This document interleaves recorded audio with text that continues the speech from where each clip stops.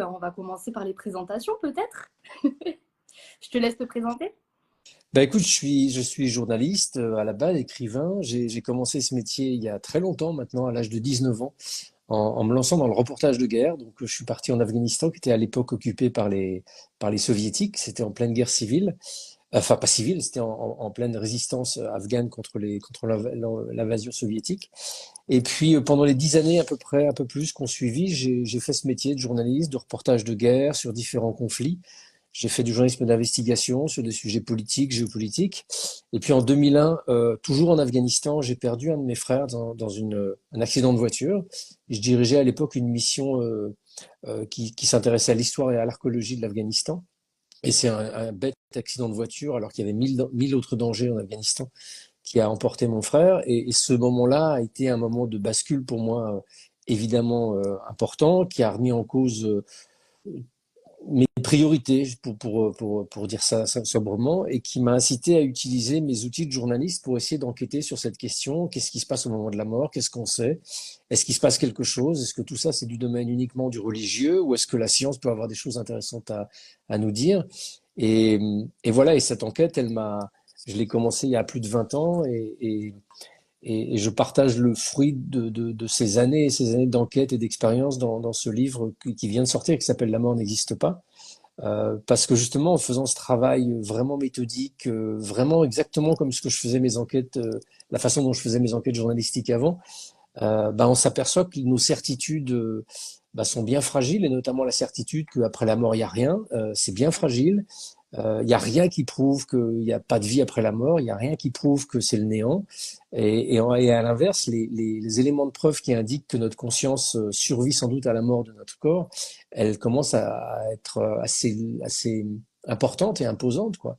Et voilà, mais ce sujet-là, il nous confronte à plein de nos croyances, à plein de nos a priori, à beaucoup d'idées. Puis comme il remue beaucoup d'émotions, c'est vrai que parfois, euh, c'est pas notre rationalité qui s'exprime dès qu'on commence à parler de la mort. C'est plus notre émotion et notre inconscient. Et parfois, ça nous pousse à faire des choses vraiment complètement illogiques et complètement irrationnelles. Donc voilà, j'espère qu'on va débroussailler un peu tout ça ensemble. Merci du coup pour la présentation. Donc maintenant je comprends un petit peu mieux pourquoi. Qu'est-ce qui t'a amené du coup sur ce chemin de quête finalement, de quête quelque part aussi peut-être de guérison. Peut-être que tu as fait aussi ton deuil au travers de ces recherches. Bah, c'était pas l'objectif en fait. C'était comment dire. euh, je pense que quand on est adolescent, on a tous des, des grandes questions existentielles en fait. Qu'est-ce qu'on fait là? Mm. Enfin, ce monde paraît tellement absurde par rapport à ce qui pourrait être, que voilà, on se pose plein de questions, et puis on rentre dans la vie active, et puis on oublie ces questions. Et en fait, à l'âge de 32 ans, moi, en récupérant le corps de mon frère, tout d'un coup, ces questions, elles sont revenues. Et pour moi, il n'était plus question de pouvoir continuer à vivre comme si c'était rien passé, en fait. Je pouvais pas. Je savais pas ce que je cherchais.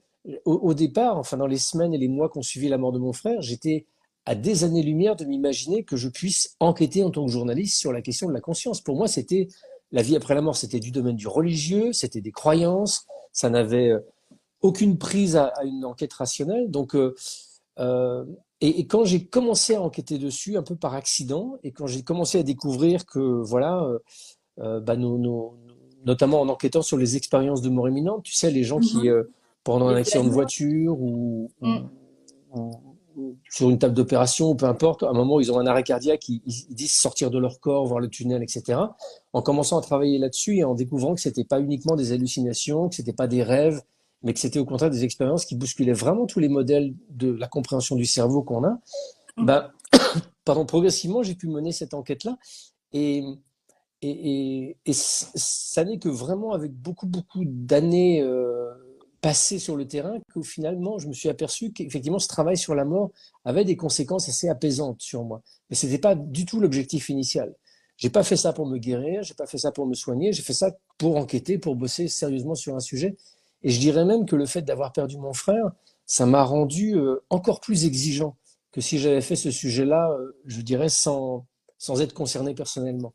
Il était hors de question, euh, par respect pour mon frère, que je me mette à croire à des trucs sympas, tout simplement parce que ça avait l'air d'être assez séduisant. Au contraire, Mhm. je suis devenu encore plus exigeant, à croiser mes informations, à être rationnel, rigoureux.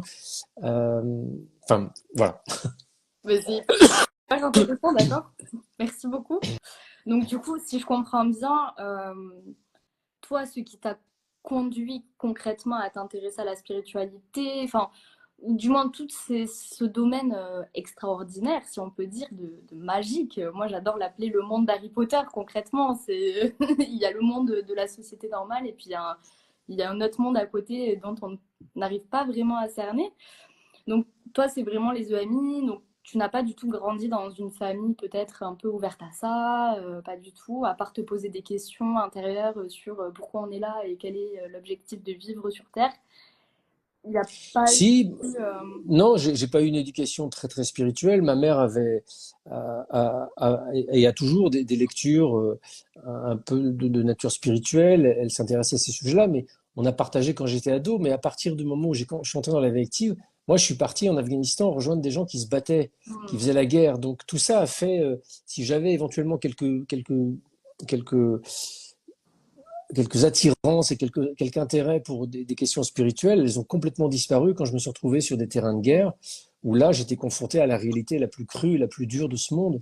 Et pour moi, tout ce qui était du domaine du spirituel, non seulement était subjectif et n'existait pas vraiment, et puis était devenu extrêmement secondaire par rapport à la réalité de ce monde, qui est un monde en apparence, quand on commence à le regarder autour de nous. Autrefois, c'était l'Afghanistan, maintenant c'est l'Ukraine, Israël. Enfin, on voit enfin, bref. hmm, Et, et donc, j'ai pas été élevé d'accord. là-dedans. J'ai pas été élevé là-dedans, au contraire. Et mon expérience de journaliste de terrain m'a rendu, au contraire, m'a coupé de ces dimensions-là. Tu vois, là, par exemple, j'ai interviewé le Dalai Lama la première fois en 1989. Ça remonte à pas mal de temps. Au Ah oui, mais moment, quand même. au moment où il a eu son prix Nobel de la paix, je l'ai pas interviewé comme un leader spirituel. Je l'ai interviewé parce que je m'intéressais à la question tibétaine et je m'intéressais à la question tibétaine d'un point de vue politique. Donc, je l'ai interrogé comme le leader politique qu'il est. Hmm, Alors j'ai été impressionné par le personnage parce que c'était la première fois que je rencontrais quelqu'un de célèbre. J'avais 21 ans à l'époque, mais en ah même oui. temps, Wow. c'était pas du tout le leader spirituel qui m'intéressait, quoi. J'étais à des Hmm, années-lumière de ça. Et la spiritualité dont on parle, cette réalité et ce monde invisible que tu as évoqué, ils se sont progressivement imposés à moi, mais avec le temps, en enquêtant vraiment, en m'apercevant que ce monde, il existe et il est réel. Et c'est pas l'objet d'une croyance. Alors, Harry Potter, c'est un film de fiction. Je dis pas que tout ce qu'il y a dans Harry Potter, c'est vrai. Mais il y a des choses qui sont du domaine, qui sont classées dans le paranormal ou dans la science-fiction ou dans le surnaturel, qui sont des réalités, qui peuvent être testées en laboratoire. J'en parle dans mon bouquin, oui. notamment le programme Stargate, qui est un programme d'espionnage extrasensoriel qui a été en place pendant des décennies aux États-Unis, qui consistait à employer des voyants pour aller espionner psychiquement des sites secrets en Union soviétique et ailleurs. Ça a existé. Je connais plusieurs des voyants, je connais les responsables du programme. C'est pas un fantasme, c'est pas une série sur Netflix, c'est vraiment une réalité. Donc ce monde extraordinaire, il existe autour de nous. Et pour des raisons politiques, sociales, culturelles, depuis quelques siècles en Occident, on a complètement écarté ça de notre réalité au prétexte que ça n'existe pas, mais ça c'est une espèce de profession de foi qui n'est pas du tout une démonstration scientifique. Et à l'inverse de ce qui se passe depuis des milliers d'années parmi les différentes peuplades sur cette terre, nous, en Occident, depuis 3 siècles, on dit non, non, ça n'existe pas. Les esprits, ça n'existe pas. La vie après la mort, ça n'existe pas. Le spirituel, tout ça sont des croyances et des fadaises. Alors que l'entièreté de l'humanité, depuis des millénaires, non seulement y adhère, y croit, mais entretient des relations et permet voilà, de discuter avec des esprits, d'apprendre au contact des forces de la nature, etc., etc. Mais ce qui est important, c'est d'approcher ça de façon méthodique et de faire un vrai travail d'enquête et de tri. Qu'est-ce qui est délirant? Qu'est-ce qui est réel? Quand quelque chose est réel, comment est-ce que je peux le prouver? Comment est-ce que je peux l'attester? Et c'est en faisant ce long travail qui m'a pris bah ouais, quasiment 20 ans que tu peux commencer à trier ce qui est réel de ce qui est irréel. Et quand tu vois ça, quand tu fais ce travail-là, et que tu t'aperçois que bah, qu'on vit dans un monde beaucoup plus vaste qu'on l'imagine, c'est juste incroyable, quoi. Donc c'est pour cette raison que tu as appelé ton livre, du coup, qui est sorti en octobre 2023, La mort n'existe pas. du Mhm. coup, au travers de tes recherches, j'imagine. Et tu vas nous parler de ce livre, mais juste j'en profite parce que tu en as parlé et c'était une de mes questions. Si le monde scientifique était tous d'accord pour dire qu'en effet la mort n'existait pas, ça ferait quoi concrètement dans notre société? Pourquoi on ne veut pas y croire? Pourquoi on ne veut pas mettre la main dessus? Et qu'est-ce que ça ferait si c'était le cas, quoi? Bah, je te pose la question. Et on pose la question à ceux qui nous écoutent. Si Ouais. tout d'un coup, ils étaient convaincus que leur vie s'arrêtera pas au moment où ils vont mourir et qu'elle a peut-être même commencé bien avant qu'ils naissent, qui ils sont? C'est Mm. ça que veut dire mon titre, en fait. Le titre, La mort n'existe pas, c'est un peu provoquant. Bien évidemment que la mort existe. Quand j'ai ramassé le corps de mon frère, il était mort et ça existe, ça, c'est clair. En revanche, qu'est-ce qui est mort ce jour-là? Ouais. Qu'est-ce qui est mort?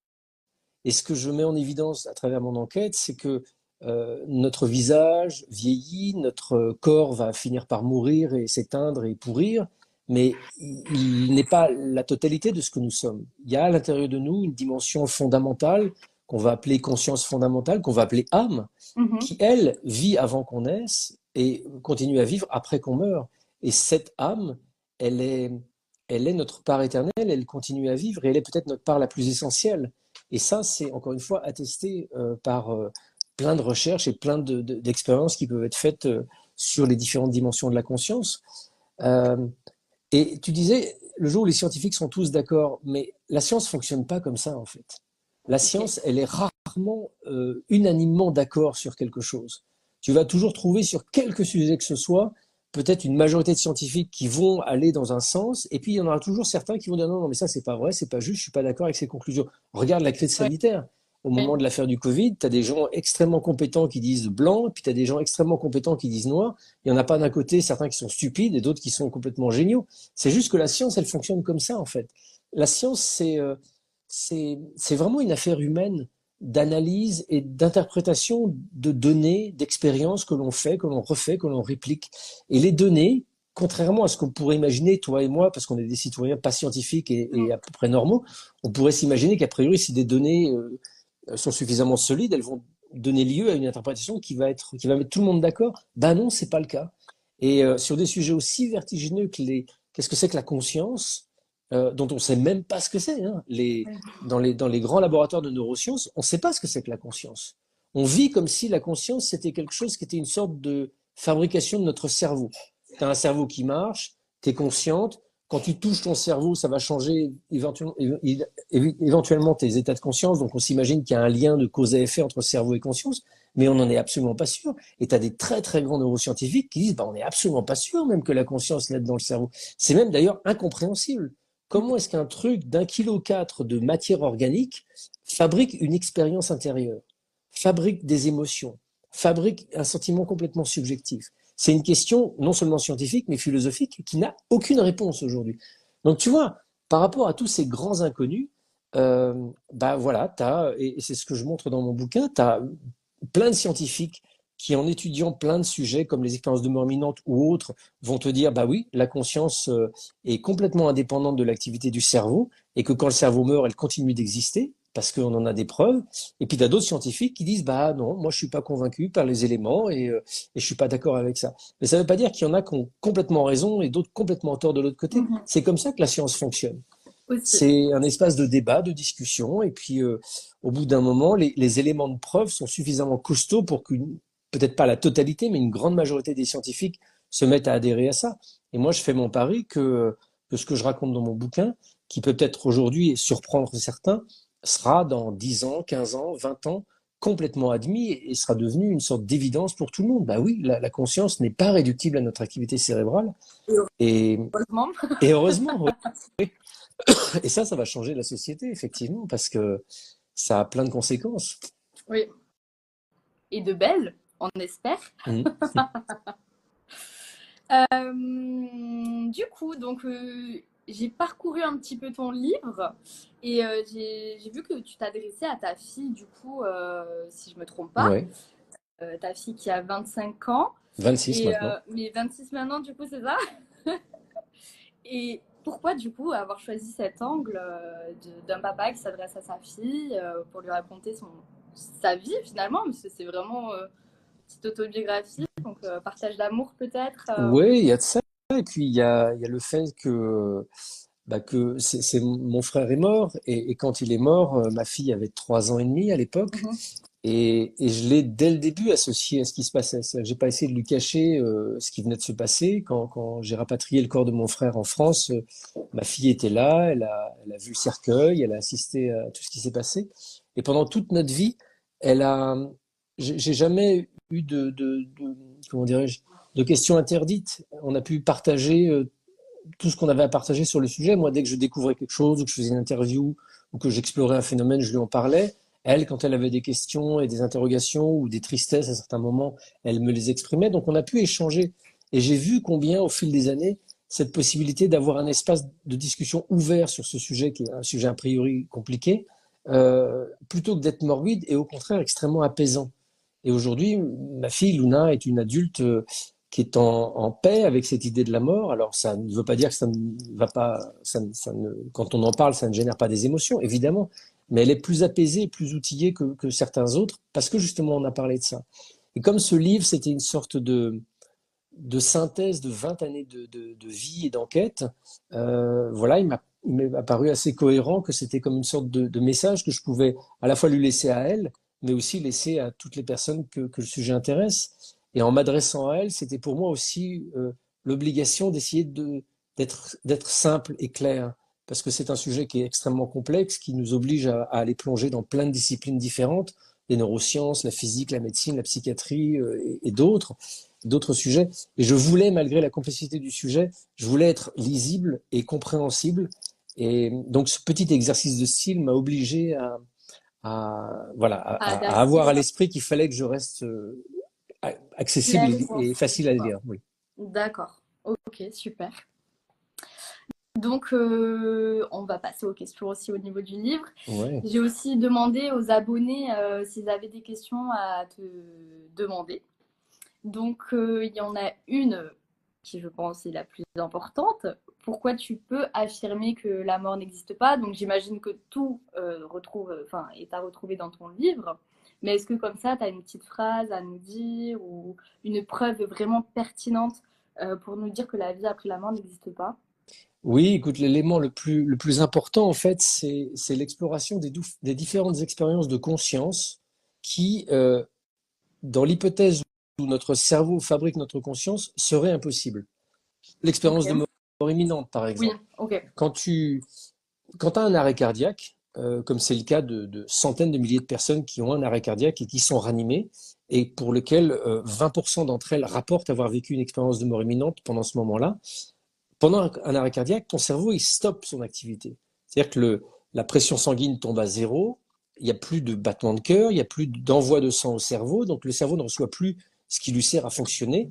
Donc au bout de 10 à 20 secondes, les études montrent ça, des études publiées scientifiquement, montrent que le cerveau stoppe son activité. Il est en pause. C'est comme ta télé, tu la mets en pause, il n'y a plus rien sur l'écran. Ok. Et puis, si on ne tente pas de réanimation, si on laisse la personne en arrêt cardiaque comme ça dans la rue, parce qu'il n'y a pas de médecin, il n'y a rien du tout, au bout d'à peu près 4 à 5 minutes, suivant la température, suivant les circonstances, les cellules vont commencer à exploser, à mourir. Et là, on entre dans ce qu'on appelle la mort cérébrale. Et là, il n'y a plus de retour possible. La personne va définitivement mourir. Mais pendant les 5 minutes entre le moment de l'arrêt cardiaque et le moment de la mort cérébrale, c'est ce qu'on appelle l'état de mort clinique. Donc, c'est pas une mort irréversible, parce que la mort, ça veut dire que c'est un phénomène irréversible. C'est un état où la cellule est en pause et elle produit plus d'expérience consciente. Il se passe rien dans le cerveau. C'est comme ta télé, une fois qu'elle est éteinte, il se passe rien sur l'écran. Mhm. Or, les études, et nombreuses, montrent qu'entre 18 et 20% des gens en arrêt cardiaque ont une expérience de conscience qui n'est pas seulement une expérience qui consiste à percevoir deux, trois petites choses, Mm. mais c'est une expérience comme ils se réveillaient, comme s'ils sortaient de leur corps. Enfin, d'ailleurs, une grande proportion d'entre eux disent être sortis de leur corps, avoir observé des choses dans l'environnement, avoir vécu une expérience d'une très très grande intensité, beaucoup plus réelle que les expériences réelles qu'ils vivent au quotidien. Enfin, il y a vraiment des caractéristiques de description qui sont impressionnantes. Donc le débat qui entoure ce sujet-là, et on voit régulièrement à la titre de certains journaux de vulgarisation scientifique, ça y est, on a trouvé une explication dans le cerveau aux ces expériences-là, ça n'est pas vrai en fait, ça n'est pas vrai. Rien dans le cerveau ne permet d'expliquer ces expériences-là. Et moi, je me suis attaché à un des paramètres de l'expérience qui est notamment ce moment où les gens sortent de leur corps, disent être sortis de leur corps. Bah, il suffit d'aller voir les témoins, en fait, Ouais. et d'aller voir les médecins, d'aller voir tel type qui a subi une opération à cœur ouvert. Il était en arrêt cardiaque parce qu'on lui remplaçait le cœur. Et il est sorti de son corps, il a observé ce qui se passait dans le bloc opératoire. Ok, on va l'interroger. Qu'est-ce qu'il a vu exactement? Est-ce qu'il a vu des scènes très générales qu'on aurait pu, d'une certaine manière, imaginer, comme Ouais. on a vu des séries télévisées avec des blocs opératoires? Ou est-ce qu'il a vu des choses précises qui peuvent être notées et qu'on peut vérifier, savoir si elles se sont passées? Je cite dans mon bouquin l'exemple d'un type qui, en sortant de son corps pendant justement une opération à cœur ouvert, a rappelé, enfin, a expliqué à son psychiatre plusieurs semaines après qu'il avait vu le chirurgien faire la poule. Alors le psychiatre comprenait pas bien et le type dit oui, pendant que j'ai été opéré, j'ai eu l'impression de sortir de mon corps, j'étais au plafond du bloc opératoire, je voyais mon corps, je voyais ma poitrine ouverte et je voyais le chirurgien qui faisait la poule. Et donc le psychiatre est un peu interloqué par ce témoignage. C'est un psychiatre que je connais très bien, qui est un des pionniers de la recherche sur les EMI, qui est en Virginie aux États-Unis. Okay. Il est allé interroger le chirurgien qui travaillait dans le même hôpital. Et le chirurgien, c'était un chirurgien d'origine japonaise qui a été au début un peu choqué qu'on lui pose cette question-là. Et il a expliqué, bah écoutez, j'ai été formé au Japon et effectivement, pour éviter de toucher avec mes mains que j'ai nettoyé différents objets enfin les différents instruments chirurgicaux pendant l'opération, j'ai l'habitude de les poser sur ma poitrine et de désigner avec les coudes à mes assistants et aux infirmières les instruments que je veux qu'on prenne. Donc il faisait un peu, d'une certaine manière, la poule. Comment est-ce que ce type qui est en état complètement endormi, en arrêt cardiaque, qui dit être sorti de son corps, a pu percevoir des détails comme ça? Alors tu vas te dire, oh c'est une coïncidence, c'est bizarre. Sauf que des témoignages comme ça, il y en a des centaines de milliers. Et quand on fait un travail d'enquête rigoureux, en allant voir l'équipe soignante et le témoin lui-même, et qu'on essaie de croiser les récits, on s'aperçoit que dans des milliers de cas, des gens ont été capables de décrire des choses extrêmement précises, extrêmement détaillées, qui n'étaient pas prévues, qui n'étaient pas hasardeuses, et qui ont été confirmées par des équipes. Il y a plusieurs témoignages que je cite dans le bouquin. Ça, c'est pas explicable. C'est pas explicable. C'est pas explicable par les dernières théories en vigueur, voudrait dire que comme nos outils de mesure de l'activité cérébrale, tu sais, les EEG, là, les machins qu'on voit sur les crânes des gens, c'est comme ça qu'on mesure l'activité cérébrale. Tu as d'autres outils qui sont un peu plus précis, mais ça reste très grossier. Donc, tu as une majorité de personnes qui disent, bon, cette expérience, elle doit forcément se produire dans le cerveau, mais comme aujourd'hui, on n'observe pas bien ce qui peut se passer dans le cerveau, c'est pas assez précis. Peut-être qu'il y a des activités extrêmement réduites qu'on n'a pas encore détectées aujourd'hui. Mais ça, que ce soit une activité réduite ou une activité colossale, ça n'explique pas comment tu peux sortir de ton corps et voir ce qui se passe dans une pièce à côté ou à distance, etc. Donc ce type de détail vérifié et vérifiable est déjà une indication que notre conscience, dans certaines circonstances, elle n'a plus besoin du corps pour être là, pour vivre, pour percevoir et pour mémoriser. Et bon, pardon, je t'ai fait une longue réponse, mais je pourrais encore continuer des heures parce que dans le bouquin, je liste plein d'autres expériences de conscience, la médiumnité ou d'autres phénomènes comme ça. Que toi-même, tu as qui, aussi vécu. bien sûr, enfin, que j'ai pas vécu, mais que j'ai testé. Oui, c'est ça, ouais. Et encore une fois, il n'y a pas de sujet tabou. Il y a juste des mauvaises façons de poser des questions. Et moi, ce que j'ai essayé de faire, c'est d'aller questionner avec le maximum de rigueur tous ces phénomènes. Ah bon, des gens prétendent communiquer avec des défunts? Ok, très bien, on va tester le truc, quoi. On va tester le truc, on va aller les voir, on va les mettre à l'épreuve dans un cadre extrêmement rigoureux et contrôlé, et on va voir si c'est du pipeau ou si c'est réel.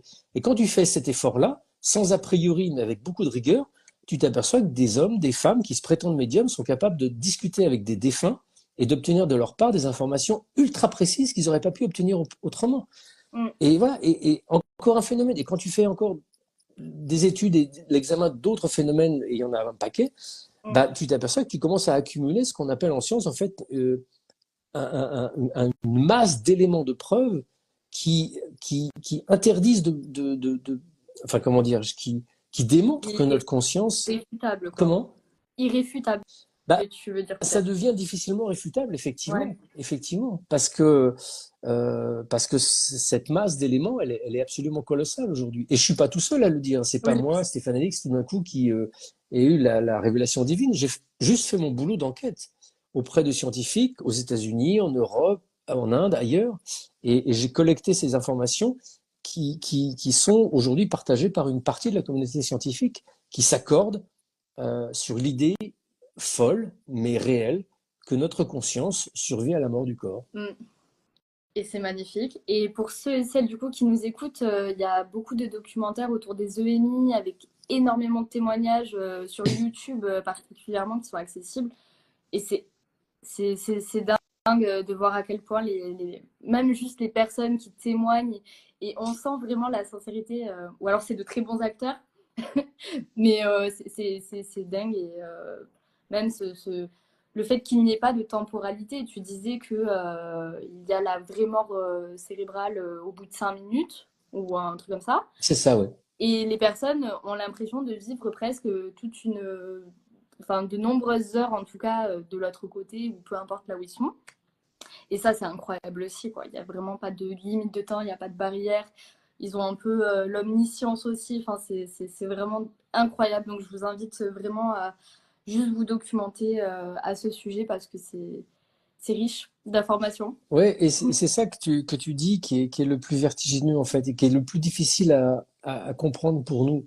Mm. Euh, Notre conscience, quand on est dans ces états-là, si on croit ce que disent les expérienceurs de mort imminente, on sort du Ouais, temps et l'espace n'a plus aucune importance.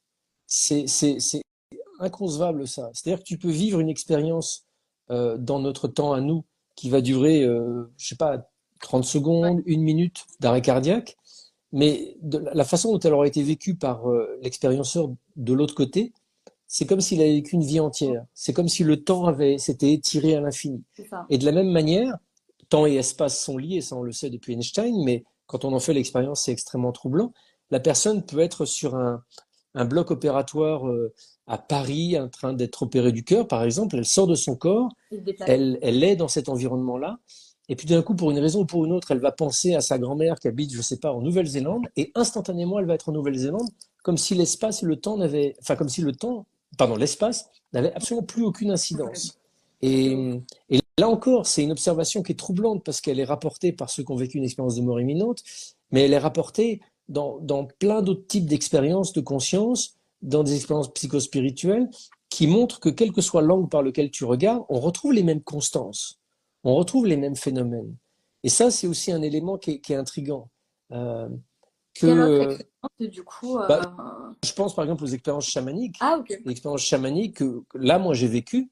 Parce que Oui, si tu veux, à partir du moment où, au bout de quelques années d'enquête, j'ai commencé à comprendre effectivement que la conscience avait ces propriétés-là, je me suis aperçu que certaines traditions spirituelles à travers le monde l'affirment depuis des millénaires et que certaines ont développé des techniques pour aller dans ce monde des esprits, aller dans ce monde invisible.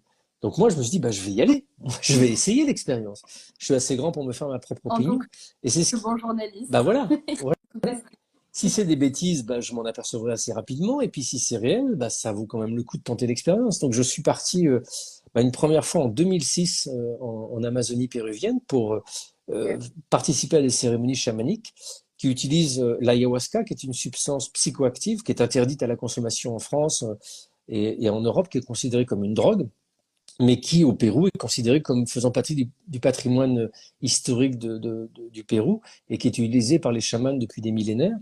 Donc je suis allé faire ces expériences et, et c'est là où j'ai commencé, donc il y a 18 ans de ça, un très très long apprentissage dans le chamanisme qui m'a permis aussi de, de continuer à faire mon enquête journalistique tout en ayant aussi une exploration personnelle de ces Une différents expérience. mondes spirituels et de ces dimensions-là.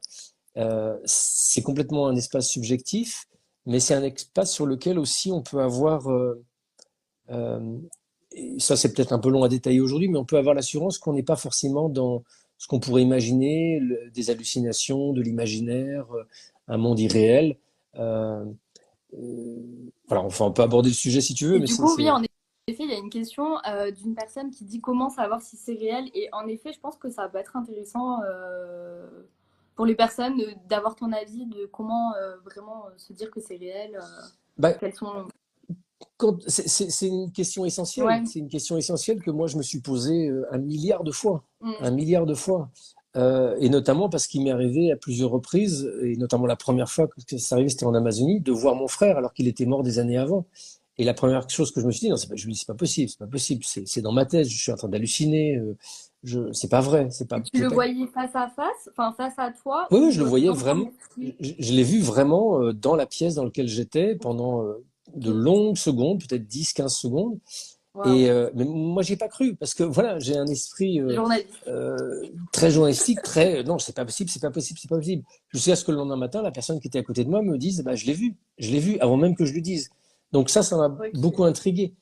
Mais cette question que tu poses, elle est essentielle parce que les outils que nous donne la science en Occident sont des outils qui permettent de tester une part extrêmement réduite de notre réalité.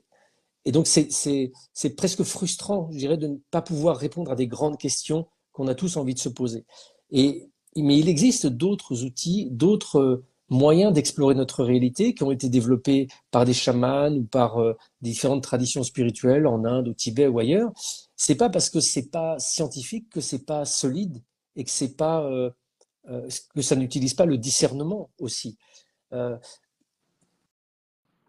Tu sais, la meilleure façon de répondre à comment est-ce qu'on est sûr que les chamans ne sont pas juste des mecs défoncés qui sont en train de te dire n'importe quoi et de croire à leurs rêves et à leurs hallucinations, bah, c'est qu'ils se sont adaptés à un monde hostile. Ils se sont adaptés. Le chamanisme, c'est d'abord une médecine pour te soigner. Donc, si des gens sont capables depuis des millénaires de se soigner de façon efficace en disant que les solutions, ils les obtiennent en parlant à des esprits, bah, ça marche quand même. Si ça marchait pas, ils seraient tous morts et il y aurait personne pour nous tenir ce genre de discours délirant. Et, euh, et c'est pas plus compliqué que ça, en fait. Tu as un chaman qui reçoit un patient qui est malade. Le chaman entre en transe, dit communiquer avec des esprits de plantes, et puis il voit une plante qui lui apparaît, qui lui dit, bah voilà, ce monsieur, il a telle pathologie, il faut que tu me donnes 5 feuilles de moi à ce monsieur pendant 10 jours, et puis ça ira mieux. Et quand le chaman fait ça, ça marche. Mm. C'est la bonne plante, la bonne substance. Euh, Tu sais, le curare, par exemple. Tu vois ce que c'est le curare? C'est le poison qui est utilisé par les Indiens pour paralyser les proies. Ok. Tu vois, les Oui, des trucs sarbacanes, qu'on voit dans les films, voilà, là. ils ont une petite flèche avec du curare au bout, qui est un poison. Ok. Ils mettent dans la sarbacane et puis Mm. ils tuent leurs proies comme ça. Le curare, c'est pas un poison, c'est un paralysant musculaire. C'est un Ok. truc qui, quand ça touche le singe ou l'oiseau, ça va le paralyser instantanément et il tombe. Donc, la mort ne dure pas 1 minute, auquel cas l'animal il s'agripperait dans les arbres, il serait irrécupérable pour le chasseur. Il est paralysé instantanément, il tombe, et le fait qu'il soit paralysé, ça n'empoisonne absolument pas sa chair, et la chair peut être consommée. Comment les Indiens ont trouvé le curare? C'est pas une plante, c'est pas une plante, c'est une combinaison de plein de plantes différentes qui Ok. doivent être préparées pendant 24 heures avec un ordre extrêmement précis. Il y a un moment, je ne sais plus, c'est 6 ou 8 heures après le début de la préparation, si tu renifles au-dessus de la bassine, tu meurs parce que les émanations sont extrêmement toxiques. Ok. Et donc, c'est une recette extrêmement complexe. Et il y a dans la forêt amazonienne à peu près 80 000 espèces de plantes. Comment est-ce que des gars qui vivent tout nus au milieu de cette forêt, Ah oui, qui n'ont pas Internet, qui n'ont pas de tutos pour leur expliquer ça, clairement ont pas. trouvé cette recette du curare? Quand tu leur demandes, ils te disent, ah bah c'est très simple, on est entré en Ouais. transe et les esprits nous ont expliqué. Donc tu dis, ouais, bon, ok, c'est des conneries, c'est une vision un peu métaphorique, mais quand tu réfléchis concrètement, ok, mais comment ils ont fait vraiment? Comment ils ont fait vraiment? Ils n'ont pas pu faire ça en faisant des essais jusqu'à ce que ça marche. Parce que je te dis, il y a un moment, bah, le truc est toxique, Ah par ben, exemple. c'est Et puis faire sûr. des essais avec 80 000 espèces de plantes jusqu'à C'est ce qu'il impossible. y ait un moment, ça C'est ça. marche. Je veux dire, c'est complètement irrationnel de s'imaginer Ouais. ça. Et là, la rationalité, elle est précisément du côté des chamans qui disent, bah, on a communiqué avec des plantes et elles nous l'ont expliqué. Et ça, En toute normalité. je te parle du cura, mais je te parle voilà, de, de, de, de, de toutes les autres pathologies, de toutes les médecines. C'est en fait la technique de la transe qui est utilisée par les chamans est une technique qui leur a permis de s'adapter à des environnements, que ce soit en Amazonie, que ce soit en Mongolie. Le chamanisme est peut-être pas la religion, mais la technique spirituelle la plus ancienne de l'humanité que l'on rencontre absolument sur l'ensemble de la Terre. Donc, considérer que tous ces gens-là sont des gens qui rêvent, qui sont un peu des sauvages, en fait, qui racontent un peu des bêtises, déjà, c'est irrespectueux, et puis c'est complètement irrationnel. Complètement irrationnel. Et donc, je suis allé, moi, en Amazonie pour essayer ces techniques-là, et effectivement, ça te confronte à un monde qui semblerait un monde d'hallucination au début, Mais progressivement, tu t'aperçois que bah, il y a des hallucinations qui ne ressemblent absolument pas à des hallucinations. Il y a tout d'un coup des informations qui se passent. Il y a tout d'un coup, il y a mon frère qui vient. Tout d'un coup, il y a d'autres défunts qui viennent, des informations, des choses que je peux vérifier. Et moi, mon espèce de fil rouge, c'est qu'est-ce que je peux vérifier? Qu'est-ce que je peux vérifier? Si pendant 5, 6 heures de transe, j'ai plein de visions, mais qu'à certains moments, j'ai des choses qui se présentent et qui viennent et qui sont des choses précises que je peux vérifier le Mm. lendemain, euh, bah là, c'est plus mon imaginaire. C'est clairement quelque chose que j'ai capté. Et cette vérification-là, c'est ce que j'ai fait des années et des années et des années, au fil de dizaines et dizaines d'expériences, qui finalement m'ont convaincu de la réalité de, des trans chamaniques. Et je dirais, pour terminer sur ce sujet-là, que depuis une quinzaine d'années, la transe fait l'objet de recherches en neurosciences Ok. et a été démontrée comme étant un état cérébral particulier qui n'est pas justement le domaine du rêve, qui n'est pas le domaine de l'imagination, qui n'est pas le domaine de l'illusion, mais qui est un état de perception particulier. Donc maintenant, les recherches en neurosciences valident ce que j'ai vécu de façon complètement subjective en Amazonie et ce que plein d'autres Ok. chercheurs ont vécu en Amazonie aussi. Waouh! Mais Ouais, magnifique! c'est bien, c'est Je savais chaud. pas du tout. Bon, après, moi, il n'y a aucun souci niveau chamanisme, etc. Pas besoin de preuves ou quoi que ce soit. Mais en tout cas, merci pour toutes les explications. Et c'est dingue de. Enfin, c'est encore plus valorisant de voir une personne qui est partie de rien, sans croyance particulière, et qui a vraiment fait le travail de manière très neutre, sans jugement, et qui a juste cherché à savoir la vérité dans tout ça. Donc c'est hyper inspirant, intéressant, et j'espère que du coup ce livre ouvrira aussi les portes à certaines personnes Ben, j'espère, écoute. de conscience, de découverte, etc. Donc du coup, donc tu as déjà établi des contacts avec des défunts aussi. On peut dire clairement, oui, si je Bah, comprends bien. moi, je suis pas médium, donc j'ai vécu des expériences effectivement extrêmement troublantes en Amazonie et ailleurs. Euh, mais je vis pas ça tous les jours, loin de là. Mais en revanche, je sais que certaines personnes peuvent vivre ça tous les jours et peuvent induire ce type de contact. Si tu veux, pour moi, ce monde, il est pas, ce monde invisible, ce monde des morts, ce monde spirituel, il est pas dans une espèce de paradis ou de dimension au-delà ou je ne sais où. Il est autour de nous. Ah oui, ils Il sont est avec là. nous. Il est autour de nous. Et pourquoi est-ce qu'on les voit pas? Pourquoi est-ce qu'il n'interagit pas avec nous? Tout simplement parce qu'on a un cerveau qui filtre et qui nous permet de capter qu'une tranche extrêmement réduite de la réalité qui nous entoure. On est un peu comme un poste de radio. Nous. Ouais. Un poste de radio, il ne va capter qu'une chaîne à la fois. euh, mais pourtant, toutes les autres chaînes, toutes les autres fréquences, elles sont là dans l'atmosphère, dans l'environnement. Sauf que quand tu es sur RTL, bah, tu captes aucune des autres radios qui sont là. Bah, nous, on est un peu pareil. Avec notre cerveau, on ne capte que la fréquence du monde dans lequel nous vivons, alors que tous ces autres mondes sont là autour de nous et semblent apparaître parfois à des personnes qui sont des médiums ou qui ont une sensibilité accrue, ou à un moment où le cerveau d'une personne commence à dérailler pendant une expérience de mort imminente, ou changer de fonctionnement pendant une Mm. méditation. Tous ces moments où notre cerveau change de fonctionnement de façon accidentelle ou provoquée nous permettent de D'accepter tout voir ça. apparaître des fragments de ces mondes invisibles qui sont là en permanence. Complètement d'accord. Et j'ai vu un commentaire qui disait que tout était une question de fréquence. Et c'est la vérité. Enfin, c'est ce qu'on appelle Exactement. le taux vibratoire. Alors, je ne sais pas si une fréquence telle qu'on l'entend en fréquence radio, parce que les fréquences peuvent se détecter. Donc, même si quand tu captes RTL avec ton poste de radio, tu peux quand même détecter les autres fréquences des autres postes Oui, radio. Là, on est dans oui, une bien autre évidemment. réalité. Je ne sais pas si c'est de la fréquence hertzienne comme celle qu'on capte, mais il est évident que C'est de la vibration. c'est, voilà, je ne sais pas comment qualifier ça, mais c'est là en tout cas. C'est là. Oui, c'est là, c'est bien autour de nous. Et d'ailleurs, il y avait une question d'abonné qui peut-être tu pourras nous répondre enfin, avec toutes tes expériences et toutes les belles personnes que tu as dû rencontrer. Est-ce qu'il y a des codes possibles à mettre en place pour reconnaître un défunt? Est-ce que tu as déjà entendu parler de ça? Est-ce qu'on t'a déjà partagé ce type de choses? Bah écoute, j'ai entendu beaucoup, j'ai rencontré et testé beaucoup de médiums et j'ai rencontré beaucoup de personnes qui ont fait appel à des médiums. Et donc j'ai souvent entendu, depuis 20 ans, des gens ayant été très très très marqués par le fait que, par exemple, ils aient caché des objets, enfin ils aient déposé des objets dans le cercueil de leur enfant, de leurs parents ou de leurs conjoints, Mhm. dont les médiums leur ont parlé après. Et c'est un peu ce Ok. qui m'a donné l'idée, il y a 10 ans de ça, quand mon père est mort, de cacher des objets dans son cercueil sans en parler à personne, et à peu près un an après, d'aller tester 6 médiums différents pour voir si mon père allait parler de ces objets. Je raconte cette expérience dans un livre qui s'appelle Le Test, qui est disponible au livre de Ok. poche, et ça a été sacrément bluffant. Voilà, je veux pas spoiler, mais enfin, si le livre existe, c'est que ça a marché. Donc voilà, je spoile rien. Bon, Mais ben, si oui, jamais bien, vous avez la réponse, ouais, faites le test et lisez du coup le test de livre de poche du coup de exactement. Stéphane. Super. Donc toi, tu as vraiment trouvé toutes les réponses sur la vie après la mort, Oh là là, non, complètement. non, non, non.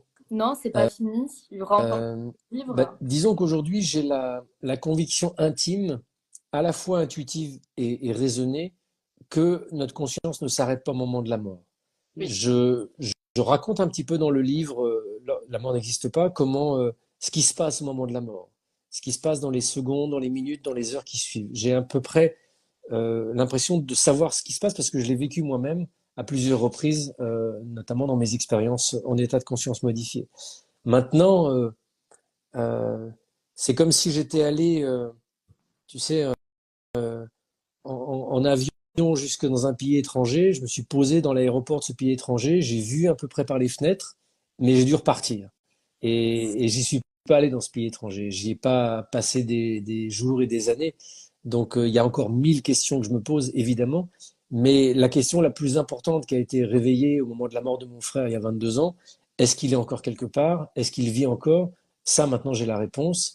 Et je pense que cette réponse, elle est vraiment bâtie sur un chemin et un cheminement très rationnel et très cartésien. Oui, il est encore en vie quelque part. Oui, les morts sont encore en vie. La mort n'existe pas. C'est juste la mort d'une apparence qui existe, Mm. la mort de notre visage, la mort de nos illusions. Mais notre âme, elle, elle est éternelle. Complètement, c'est vrai que le corps est juste le véhicule quelque part de notre âme. Et il y a une belle expression qui dit aussi la vie après la vie. Et ça, j'aime bien. Bah oui, c'est vrai, c'est vrai que le mot mort, voilà, il convoque plein d'émotions et de choses, et ça n'est que la vie tout le temps, en fait. T'as raison, c'est exactement ça. Est-ce que, du coup, je vais citer quelques passages de ton livre qui m'ont interpellée et j'ai trouvé ça assez intéressant. À un moment donné, du coup, tu dis que tu as mis 15 ans à faire de ton mental ton allié plutôt qu'un handicap et à développer ton intuition sans te perdre dans l'imaginaire. Donc, est-ce que tu peux nous en dire un petit peu plus? Est-ce que c'est vis-à-vis de toutes ces rencontres chamaniques? Bah, Voilà. ouais, j'aime bien cette phrase parce qu'effectivement, elle synthétise le gros de la problématique qui a été la mienne. C'est-à-dire que quand tu fais une enquête sur un sujet pareil, tu vis des expériences inexpliquées, comme celle que je t'ai racontée où j'ai vu mon frère pendant une nuit chamanique et c'était vraiment lui. Mais comment est-ce que tu le crois, ça? Comment est-ce que Mm. tu arrives à le croire toi-même? Comment est-ce que tu arrives à avoir suffisamment confiance dans ton intuition? Comment est-ce que tu sais que ton intuition, c'est pas des parts inconscientes de ton imaginaire? Ça demande vachement de temps. Ça demande beaucoup de temps parce qu'il faut comprendre qui t'es, comment tu fonctionnes. Il faut que tu comprennes, que tu arrives à comprendre et à rencontrer des dimensions de ton inconscient dont tu sais pas comment elles marchent habituellement. Et ça demande du temps, ça demande un long apprentissage. Et c'est un peu comme apprendre à parler le chinois. Si tu veux apprendre à parler chinois, ça va pas être facile en un week-end. Il va te falloir quelques années de pratique, d'expérience, et apprendre à parler l'intuition, apprendre à faire confiance à ton intuition, et donc à tous tes ressentis subjectifs. Ça demande aussi beaucoup d'années d'apprentissage pour vraiment bien se connaître.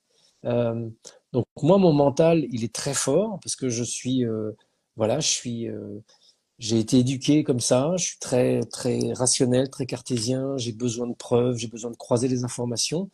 Et mon mental a fait de moi peut-être un journaliste assez efficace, mais a aussi fait de moi un être humain coupé de son monde intuitif. Et, euh, et le travail chamanique m'a permis de redécouvrir cet espace intuitif en moi De sans reconnecter, abandonner quoi. mon discernement, sans non plus devenir un mec qui croit à tout ce qui se passe sans se poser de questions, quoi. Exactement.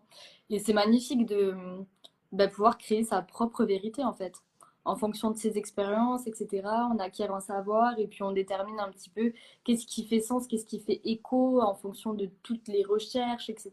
Donc, c'est hyper intéressant et chaque personne devrait faire ça, faire sa propre idée des choses et pas juste écouter les choses et se dire, ah ok, donc s'ils disent ça, c'est que c'est vrai. En effet, c'est vrai qu'il faut toujours avoir ce discernement et toujours avoir cette part intuitive en nous, c'est hyper important. C'est important, mais c'est très Et, compliqué de savoir l'écouter. Savoir, justement, ouais. je fais écho exactement à une autre phrase que tu nous as dit dans ton livre. Tu dis que notre corps, notre âme, la vie essaie de nous aider en permanence. Il ne cesse de nous envoyer des messages, mais nous ne savons pas écouter. Alors du coup, pour toutes les personnes qui nous écoutent ici aujourd'hui, comment écouter d'après toi? Bah là aussi, c'est un long apprentissage. Hmm. Mais effectivement, tu mets le doigt sur quelque chose qui est primordial, c'est que notre âme, notre conscience fondamentale qui est au cœur de nous, euh, est-ce qu'on attend de mourir pour la retrouver ou est-ce qu'on essaie de la retrouver maintenant? Maintenant, là, quand on est jeune, quand on a moins jeune, mais maintenant, maintenant. Parce que cette âme, c'est un espace de paix, c'est un guide intérieur, c'est une ressource. Tu sais, on passe notre temps à chercher à l'extérieur des réponses. On cherche des gourous, on cherche des maîtres spirituels, on cherche des, des, des professeurs, des guides, des réponses à l'extérieur. Mais potentiellement, tout est là. Tout est là parce que notre âme, elle est reliée à l'ensemble de l'univers et elle a toutes les réponses et surtout, elle a cette paix intérieure. Notre âme, c'est elle qui peut nous sortir de situations, de moments de confusion terribles, de moments de doute professionnels, personnels. Elle a la lumière, elle a le chemin. Mm. Et comment est-ce qu'on s'y connecte? Ben, euh, en comprenant, enfin, comment dirais-je, déjà, ça se fait pas en un week-end. Déjà, Ah, mais c'est pas rien ne quelque se fait en chose. un week-end. Là, tu vois, on n'est pas dans Harry Potter, malheureusement. Et non. Euh, en se connaissant soi-même. Plus on Mm. se connaît, plus on sait qui on est, plus on connaît, plus on a identifié des mécanismes inconscients, tu vois, qu'on voit se représenter dans notre vie épisodiquement, plus on est capable d'être en relation avec son âme. Et ensuite, bah, je pense que ça passe aussi par des disciplines qui permettent à notre cerveau de stopper temporairement un peu l'emprise qu'il a en permanence. Notre cerveau, en fait, c'est un outil adaptatif pour faire de nous des êtres vraiment très fonctionnels et très adaptés dans notre monde. Mais il marche en permanence. C'est-à-dire qu'il rumine en permanence des milliards de données qu'il a acquis du passé pour anticiper toutes les situations qui vont se passer dans l'avenir. Les Mhm. situations, ce qu'on va voir, ce qu'on va percevoir, ce qui va se passer. Donc notre cerveau, c'est une machine qui marche en permanence, en permanence, en permanence. Et ce mécanisme-là nous coupe de cette dimension intuitive, de cette dimension de notre âme. Exact. Donc les techniques comme la méditation, par exemple, qui est peut-être la chose la plus simple à mettre en œuvre au quotidien, est vraiment un outil qui permet, et on le voit en neurosciences aussi, qui permet de baisser l'activité de cette anticipation, rumination, et de créer des petits espaces où notre âme peut envoyer des intuitions, des signes, des synchronicités, des petites choses qui vont se passer comme ça. Je le dis d'autant plus que je pratique moi depuis plusieurs années et je vois combien c'est bénéfique et combien c'est simple surtout. C'est ultra simple. Il suffit de s'asseoir 15-20 minutes par jour. Ce qui compte, c'est la régularité. Mais bon, Exactement. c'est comme le chinois. Si tu vas apprendre le chinois et que tu ouvres un manuel de chinois une fois tous les mois, tu vas pas aller très très vite. En revanche, si tu fais 20 minutes de chinois tous les jours, ben là, tu vas avancer vite. La méditation, c'est pareil. Et je peux t'assurer qu'en quelques semaines, si tu fais ça tous les jours, 15 minutes par jour, tu vas déjà ressentir quelque chose qui est très difficile à décrire, mais qui est une sorte de petit espace de paix. Surtout si tu as tendance, comme moi, à être assez nerveux, assez agité, assez dans le contrôle, ça va être surprenant de voir tout d'un coup qu'il y a quelque chose de très en paix au fond de soi, qui est là, et qui est tellement facile à rencontrer et à retrouver. Bah, carrément. Bah, après, on n'a pas trop échangé sur moi, ma pratique, etc. Mais pour le coup, la méditation, c'est la base. Mm. La base pour le lâcher prise, se détacher aussi de l'ego, mais aussi prendre conscience de cet ego, donc du mental, etc. Prendre conscience de l'enfant intérieur pour ceux qui font partie de ce compte. Petit clin d'œil à vous. C'est tout un travail et qui prend du temps et pas en un week-end, en effet, de prendre conscience de soi-même, quoi, de nos réactions et de pas vivre dans un monde métro, boulot, dodo, Mm. voilà. Donc c'est hyper intéressant. Et pareil, YouTube est votre meilleur ami pour méditer, pour trouver toutes ces informations-là. C'est la base. En tout cas, en termes de conseils, je ne sais pas si toi aussi tu fais ça, mais le matin, juste faire un petit ancrage de 5 minutes, juste respirer ou juste avoir l'intention de se dire là, je me pose et je pose mon esprit et c'est stop, pas d'écran, etc. C'est hyper important pour bien commencer la journée aussi. Mm. Mais ouais, en effet, c'est un travail de longue haleine, d'expérience aussi, parce que c'est bien de savoir les choses, mais après, c'est plus difficile de passer à l'expérimentation. Ouais, c'est particulier parce que regarde, il suffit de 15-20 minutes par jour. Ouais. Combien de temps on passe devant nos écrans? Combien de temps on passe à faire autre chose? Mm. Enfin, franchement, l'argument j'ai pas le temps, il tient pas 2 secondes. Ah non, non, Voilà. non. Faut aussi assumer de ne pas avoir pris le temps. Mm. Donc, merci en tout cas pour toutes ces petites informations. J'ai plein d'autres questions, donc n'hésite pas à me dire si 1 heure de live, enfin, voilà, je ne veux pas non plus prendre tout ton emploi du temps, Non, non, mais mais c'était bon. On était ok, parti. Et on a encore le temps de quelques ok. questions, hein. Donc, donc, je ne sais pas si tu as la réponse à ta question ou si c'est quelque chose sur lequel tu es en train de faire des recherches. Pourquoi, selon toi, l'âme s'incarne? C'est quoi l'objectif? Pourquoi on est là? Ah, bah là, on sort de mon domaine, hein. Ok, Moi, ok. là, on entre dans des grandes questions philosophiques. J'ai des petites idées, mais je pense pas qu'elles soient pertinentes. Et tu vois, moi, je me suis cantonné à essayer de mettre en évidence que notre âme existe et que c'est une réalité. Après, pourquoi elle est là? c'est- Ok, donc Je botte en on touche. espère que dans 10 ans, tu nous sors un livre sur Ah, on verra. pourquoi on s'incarne. On verra. Donc toi, où est-ce que tu en es dans ta spiritualité? Tu nous as dit que tu méditais. Est-ce que tu fais d'autres choses? Est-ce que tu vois d'autres médiums? Qu'est-ce que tu fais un petit peu pour développer tout ça en toi? Bah écoute, sans entrer dans trop de détails, la chose la plus essentielle, c'est que j'ai compris que tout est en soi, en fait. Hmm. Tout est en soi. Le divin, les réponses, les guides. euh, donc, j'essaie d'agir avec peut-être maladresse, mais au mieux que je peux pour, euh, au quotidien, essayer de retrouver en moi à la fois les ressources et les réponses aux questions que je me pose, aux doutes que je peux avoir, aux moments difficiles de l'existence que je traverse. Je sais que c'est pas vers quelqu'un d'autre qu'il faut que je me tourne nécessairement, mais c'est créer un espace de paix suffisante à l'intérieur de moi pour que tout d'un coup des indices émergent, des Hmm. moments de joie, des intuitions.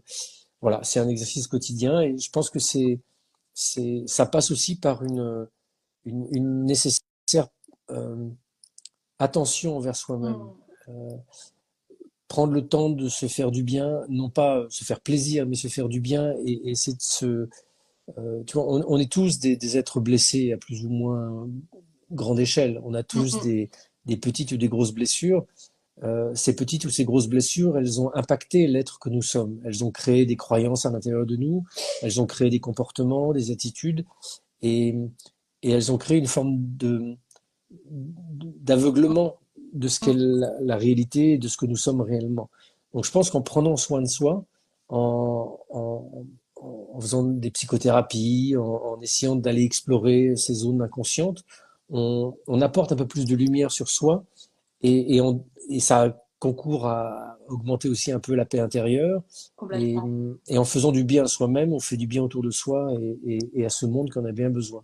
C'est pas une attitude égoïste du tout, mais au contraire, je pense que je sais plus qui est-ce qui C'est disait ça, mais essentiel. pour changer le monde, il faut déjà commencer à changer soi-même. Exactement. Et je ne peux que confirmer que c'est très vrai, ça. C'est la méthode du petit colibri, quoi. Voilà, voilà. On fait des effets ricochets. Mm, Mais oui, tu as raison, tout est en nous. mm. Et tout le monde doit prendre soin de soi, de son bien-être. Donc c'est essentiel. Merci pour ce beau message. Il y a beaucoup de... J'ai vu pas mal de fois des personnes te demander quelle était la différence entre ton livre et tes précédents livres. Donc je pense que cette question pourrait intéresser Ah les bah, personnes ici qui nous écoutent. la, la mort n'existe pas est vraiment la synthèse de tous les plus de 15 années d'enquête que j'ai fait sur tous ces sujets autour de la conscience. Dans le test que j'ai évoqué un peu plus tôt, je parle que de médiumnité. Dans, dans mes précédents livres, j'ai abordé différents phénomènes, mais spécifiquement. Dans Après, par exemple, c'est les VSCD, c'est-à-dire les vécus subjectifs de contact avec un défunt, les signes, les sensations de présence, etc. Et dans mon tout premier livre sur le sujet, où je parle de la mort de mon frère, La mort n'est pas une terre étrangère, c'est vraiment le début de mon enquête D'accord. euh, dans lequel il y avait plein de sujets que j'avais pas abordés, que j'aborde aujourd'hui dans La mort n'existe pas. C'est vraiment, je me suis dit, quels, quels sont tous les éléments que je peux rassembler à la fois de ma vie personnelle et de mes expériences et des enquêtes journalistiques et scientifiques que j'ai faites qui peuvent apporter une vision vraiment d'ensemble de ce que c'est que la conscience. Donc non, c'est pas un livre du tout qui ressemble au précédent. Ok. Bah, écoute, merci beaucoup d'avoir répondu à cette question. J'espère que tout le monde est ravi de cette réponse. Ben, Et merci à je toi. vois aussi beaucoup de personnes qui sont en train de lire ton livre ou qui l'ont lu. Donc, bah, merci à vous, en tout cas, de commenter cela. Euh, Peut-être une question au niveau du deuil. Euh, Qu'est-ce que tu pourrais dire à des personnes qui sont en deuil actuellement ou que ça fait très longtemps qu'ils sont en deuil? Voilà, parler peut-être de... Bah, de pas faire l'erreur que j'ai faite moi-même, à savoir, je pense que je suis capable de me débrouiller tout seul. Euh, à l'inverse de ce que je disais tout à l'heure en disant que notre âme, elle a toutes les réponses et que les grandes choses que l'on aspire, on peut avoir la réponse en soi. Je pense que le deuil, c'est une épreuve une blessure psychologique qui nécessite, enfin qui nécessite, qui, qui, qui sera plus facile à traverser si on se fait accompagner, si on se fait aider par Mm, des personnes professionnelles dont c'est le métier, des psychothérapeutes ou autres, pas nos amis, pas nos proches, parce que c'est pas leur boulot de faire ça. Euh, et, et voilà, et souvent on néglige ça parce qu'on se dit je vais gérer ça moi-même, personne peut me comprendre, personne peut vivre le deuil que je vis, donc ça sert à rien que j'en parle. Bien évidemment, on a l'impression de ne pas pouvoir partager ce qu'on traverse, on n'a pas l'impression de pouvoir, même au sein d'une famille, tu vois, vivre la même façon la perte d'un proche. Mais, euh, mais je pense que des professionnels de santé, on va tomber sur quelqu'un qui va être pas bon, mais on va tomber la fois suivante sur quelqu'un qui sera bien, et qui va nous parler, qui va nous aider. Ça fait tellement de bien et ça peut accélérer de façon tellement importante la résolution de certains traumas, petits et gros, qui sont liés au deuil, que je le recommande vraiment, vraiment, vraiment. Tu vois, moi j'ai attendu 4 ans, je crois 4 à 5 ans après la mort de mon frère, en me disant je suis un mec, je gère, voilà, tu vois, mm, toutes les idées un peu idiotes, jusqu'à ce que j'aille voir un psy avec qui je fasse 5 ou 6 séances de MDR, ouais, qui est une technique psychocorporelle. oui. Et avant d'y aller, je savais pas que j'avais des problèmes. Mais en sortant de ces 6 séances, j'ai compris que j'avais vécu toutes ces années avec des sacs de ciment sur les épaules et que j'aurais pu me les enlever beaucoup plus tôt si j'avais simplement travaillé sur ce trauma qui avait été celui d'assister à la mort de mon frère. Et ça ne veut pas dire que ça règle tout, ça ne veut pas dire que tout d'un coup la vie est belle dès le lendemain, mais il y a quand même une sorte de charge pesante qui s'atténue un petit peu. Il y a un peu plus de paix qui est là. Et, et voilà, pour moi, c'est la chose peut-être la plus évidente à essayer de mettre en œuvre au début, quoi. Ouais. Ne pas rester seul. En parler, ne pas hésiter à se faire À aider. se faire Et aider par des gens dont c'est le métier. Ouais. oui, bien Dont c'est le métier. évidemment, des gens Ouais. professionnels ou des gens en tout cas en qui on peut avoir Ouais. confiance et qui sont capables vraiment bah, de pouvoir soutenir ce type de trauma quoi, qui est le deuil Mm. malheureusement. Euh, donc, ben, ravie de savoir que tu as pu faire ce travail. Juste peut-être une question pour peut-être aiguiller les personnes qui t'écoutent. Comment tu t'es dit qu'au bout de 4 ans, il fallait consulter, peut-être sauter le pas? Est-ce que c'est la vie qui t'a mené Oui, c'est à la ou, vie, c'est la vie qui m'a amené ça. J'étais vraiment très, très, très idiot, hein. C'est-à-dire que moi, non, non, je fonce, je fonce, je fonce. Donc, par moments, j'avais des accès de mélancolie, j'avais des moments de colère où j'avais l'impression de ne pas pouvoir maîtriser ma colère.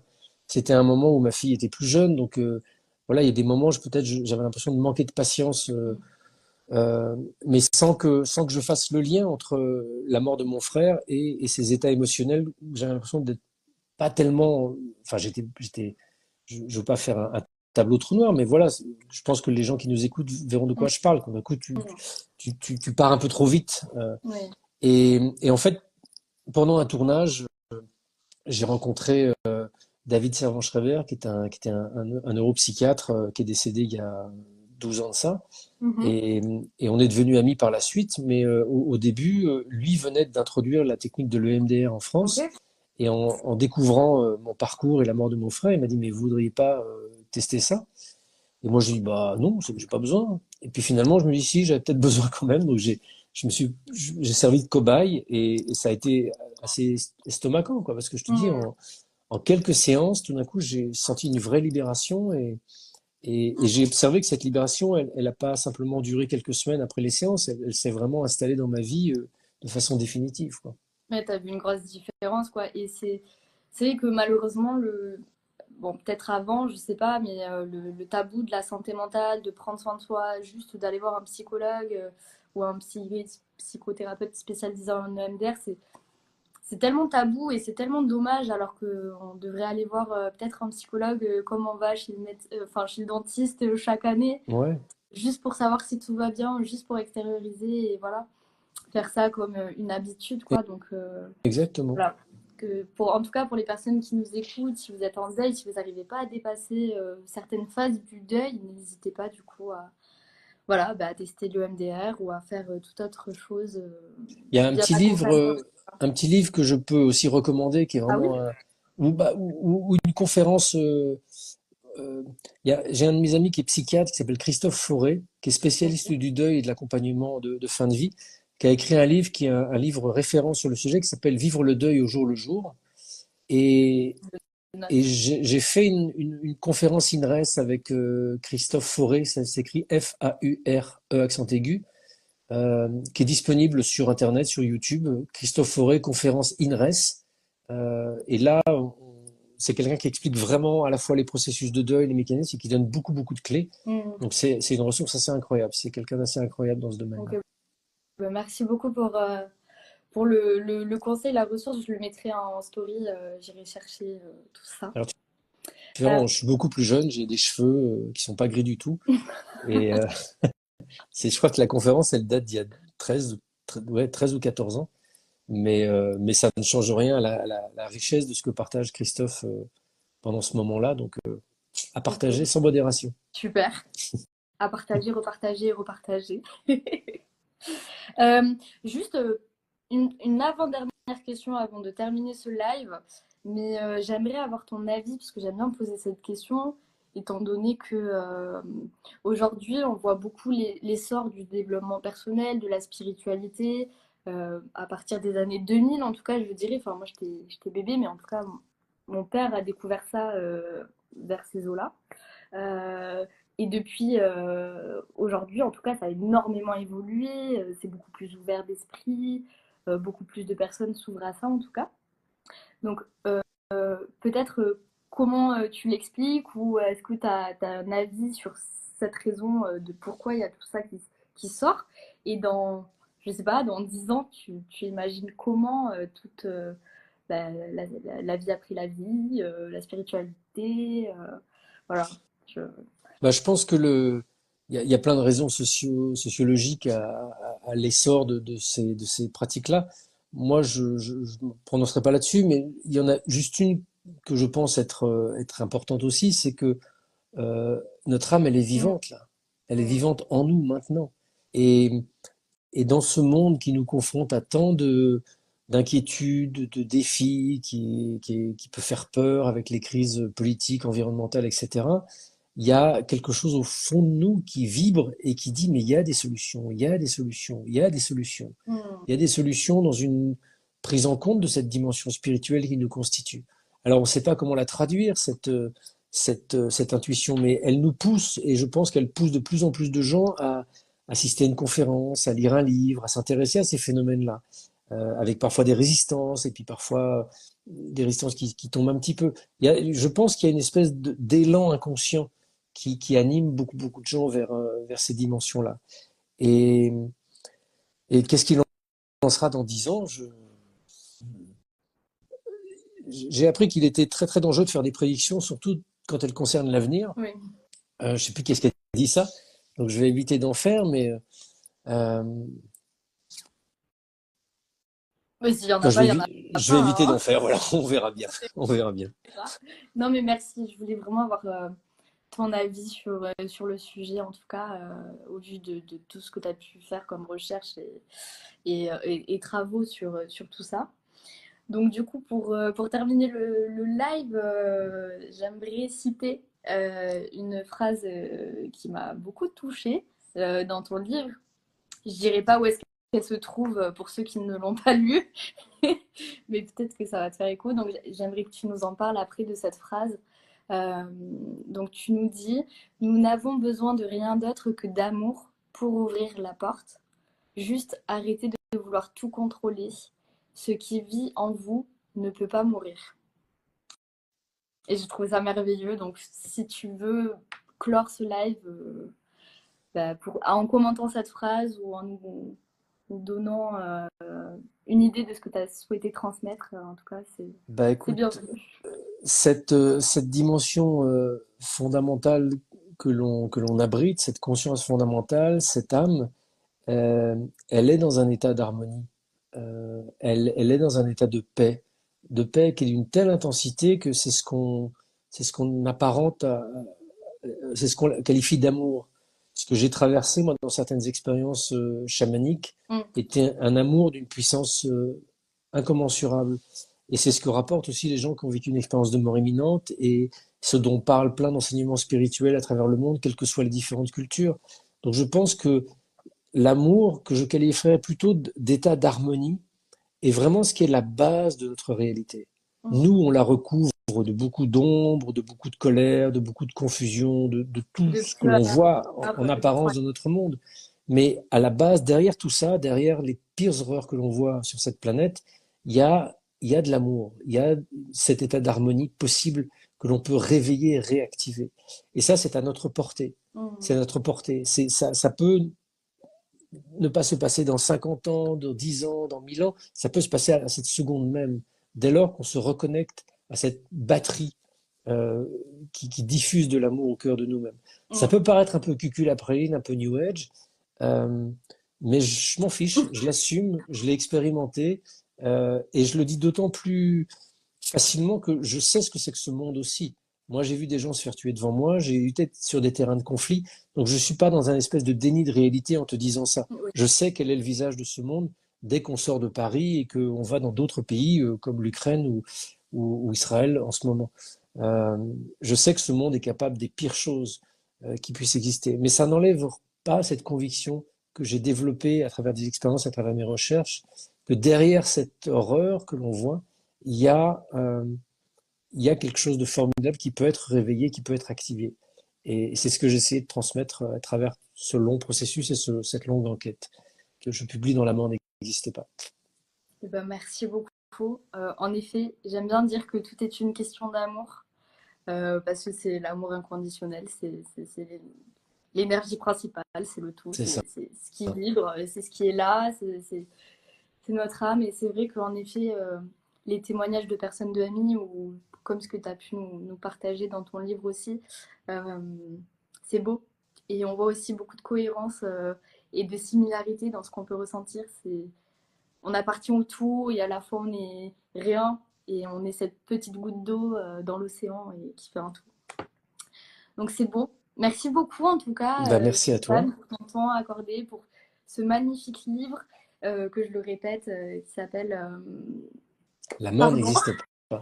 on n'existe pas. J'ai vu, parce que je me suis noté Christophe Fauré vivre le deuil au jour le jour et j'ai bugué. T'as bugué. C'est La mort n'existe pas et c'est chez HarperCollins. Merci. Je Merci repartagerai beaucoup à bien toi. sûr ton livre et bah, à très bientôt pour un prochain livre, Eh ben, peut-être. écoute, avec plaisir. Merci beaucoup. Merci infiniment, merci à ceux qui nous ont écoutés et merci encore une fois Stéphane. Bonne soirée à tout Bonne le monde. soirée. Bonne soirée.